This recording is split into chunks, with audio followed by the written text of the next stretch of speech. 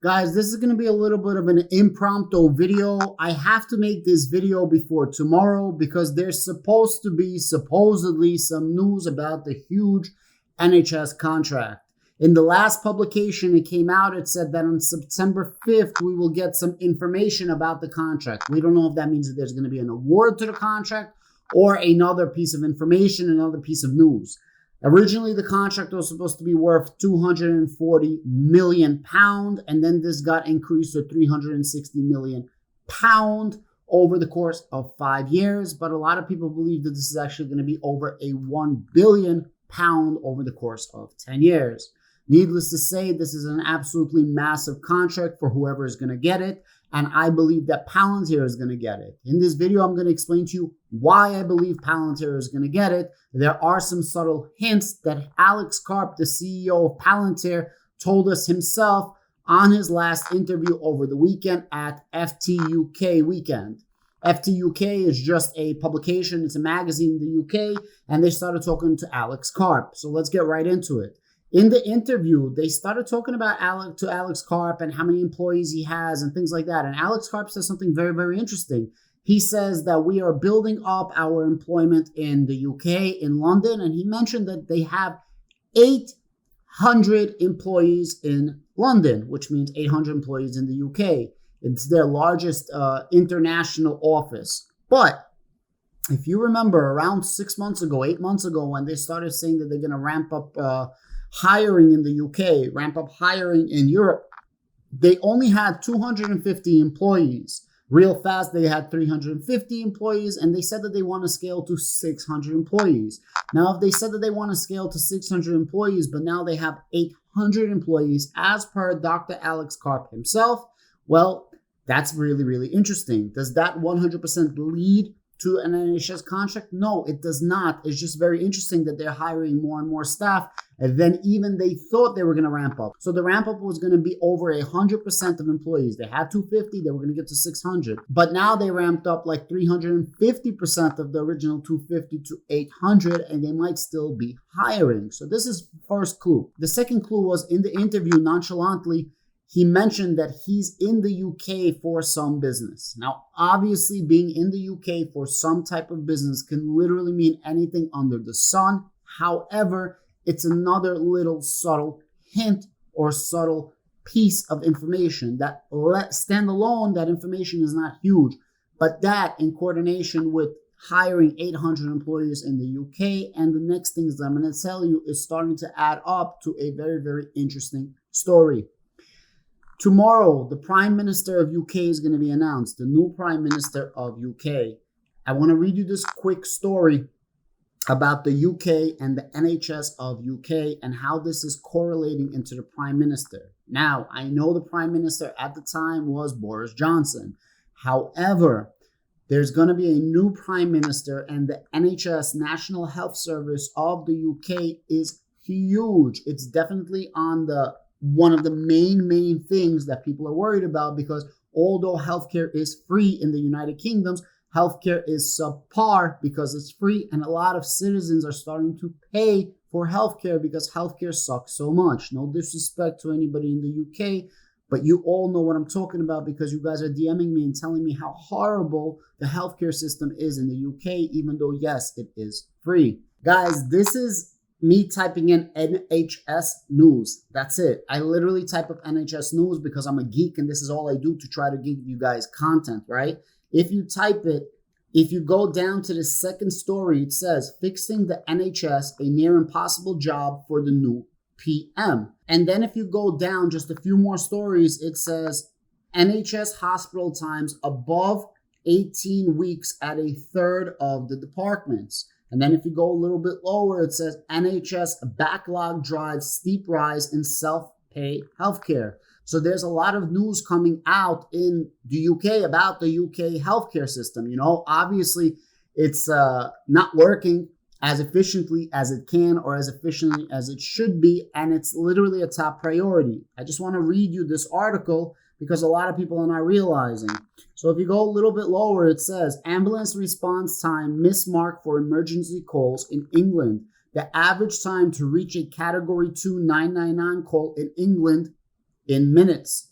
June 2020, it was under 18 minutes. I believe 18 minutes is the standard in the UK, the standard in England. Please correct me if I'm wrong, my brethren from the other side. And then this number kept going up, up, up. And as you can see, June 2021, obviously coronavirus had something to do with this, but the numbers are not going down. The response times are getting freaking ridiculous. Not only is it not 18 minutes, we haven't saw 18 minutes since early 2021.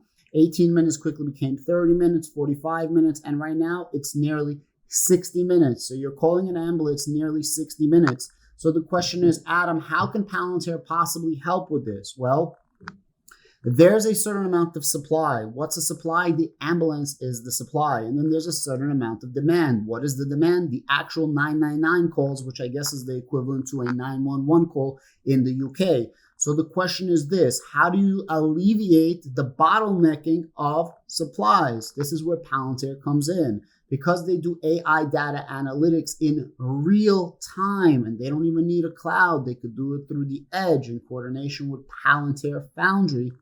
They're able to allocate the resources as best as possible and redirect the resources from different types of hospitals, maybe in the next area or this area or that area, so on and so forth. Now, I am just helping you and giving you one example of such cases. There are many other use cases that Palantir can do to help with the healthcare system. I'm just giving you one such example. This is exactly what Palantir does with shipping containers and different ports of shipping containers and different products being delivered from different producers, so on and so forth. It's not that different. You're just dealing with healthcare as the product as opposed to tangible actual products. Beyond that, of course, there's going to be the actual supply of products like needles and IV bags and blood and waiting rooms and beds available and doctors, so on and so forth. So this is all starting to lead to a existing problem that absolutely needs to be fixed. And one way to fix this is obviously Palantir. Now, if this was not enough for you, I wanted to show you this link that just came up on Palantir.com. This is literally from Palantir. And it's funny that this is coming out a day before we're supposed to get some type of announcement for the NHS contract. Let me read you this link. You tell me if this sounds interesting or not. Guys, this link literally just came out. It's literally palantir.com/NHS. Foundry 21, Foundry system for the NHS and trusts, powering data-driven decisions across the NHS. And then there's a little video.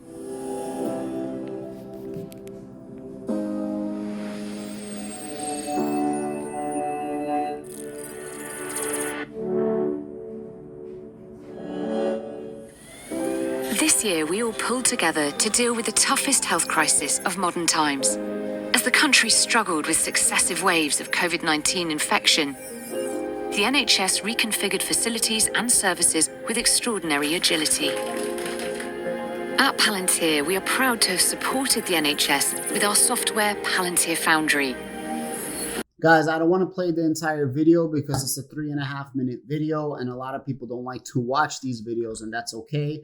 I'm going to leave a link down below if you want to watch the entire video. But as you can see, they're talking about helping the NHS with the COVID issue and redirecting supplies and being able to help the NHS during the pandemic. The reason they put this up is to reassure people, hey, if we can help the NHS during the hardest time of modern times, right? The scariest scare of our modern times, well, we can definitely help them just upgrade their entire healthcare system through data analytics. Again, I don't want to play the video because the video is long and you guys don't want to watch the video. You guys want to hear me talk. You guys can watch the video on your own. By the way, please give me the likes, the shares, and subscribe while I'm here if you guys enjoy this type of content. So we have Alex Karp that's ramping up employment in the UK. He's in the UK for some business right now. You have the Prime Minister that's being elected tomorrow, and this is a huge issue for the populace of the UK healthcare systems. You have Palantir that just put up palantir.com Foundry/NHS on their actual website, so you guys can see what the heck is going on. And finally, I made several videos about this with the help of the Palantir Discord, which I have a link down below. If you're holding Palantir stock, there's no reason you should not be in the Palantir Discord. And there was nearly 60 different links that associates the NHS, the categories of NHS, the categories of healthcare, the subcategories of healthcare, so on and so forth, all across the UK. And these links are associated with the Palantir Foundry login. And if you guys are unfamiliar with what I'm talking about, I have several videos. You guys could definitely click the video. I'm going to leave a link to that at the end of this video so you guys can see what I'm talking about, where I'm physically going into Palantir Foundry, putting in NHS links, and you can see that these logins actually work.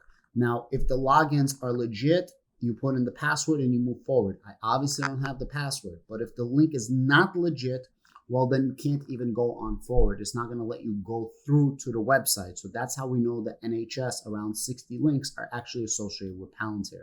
Finally, I want to address the actual contract at face value and the contract of not face value. So face value, very, very simple. It's worth somewhere between $400 million and $1 billion over the next 5 to 10 years. Great.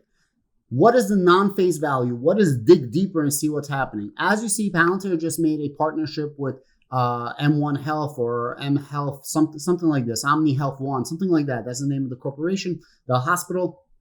And I actually made a video about that before. So if they get the NHS, if Palantir is good enough to revamp, rebuild the entire enterprise system of healthcare in the UK, well, then if they can do that for the UK, they can easily help a big corporation in healthcare. Because helping a single corporation with many different branches across the world is a lot simpler than revamping an entire healthcare system. Now, Palantir couldn't have gotten to this point if they didn't help the NHS with the pandemic, if they didn't help the US with the pandemic, if they weren't proven in the actual field. So now they have an opportunity to move forward. If they get this contract, which they must, in my personal opinion, then this is going to help them grow commercial. A lot of people are like, Adam, we're not concerned with this because it's not commercial. It should be. Commercial acquisitions of contracts, getting contracts for the commercial and growing the commercial rides on the coattails of what they can do for government, both military and non-military. If they can help an entire country in a certain field, well, then the private sector is like, well, if they can help a whole freaking country redo their whole system, they're great for us. And this surpasses just healthcare. This is in any field whatsoever that they do. Palantir has over 50 fields listed on their website. When I first started making videos, it was 30 fields. Then it was 40 fields. Now 50 different fields. Palantir keeps expanding on their website the different fields that they're into, the different fields that they could help with. Guys, Palantir is a freaking beast. I don't know if we're going to get an announcement tomorrow that we have a contract or not. I don't know if there's going to be any announcement at all. And tomorrow is Labor Day, so the stock market is actually closed. And I don't know if it's going to be US times or UK times. I can tell you one thing. There's a lot of rumors. There's a lot of hints. There's a lot of follow the crumbs. And I hate to be one of those conspiracy theorists or, tin hat peoples that digs into something that's not there. But there's most certainly something here. I'm looking forward to getting this contract. It's literally a massive contract. Massive contract. Besides for the actual monetarily face value, the non-face dig deep value of this contract. Guys, again, I'm sorry that I'm not in the studio. I had to do this from my home. I hope this helps. Actually, it's a lot easier to do it off of the webcam than it is with a lot of editing. I hope some people actually watch the video. Maybe I'll be able to make more videos faster with less editing and give more content. Thank you so much. Don't forget to like, share, and subscribe. And if you want a link to Webull to get free stocks, I have a link down below. The Berg is out.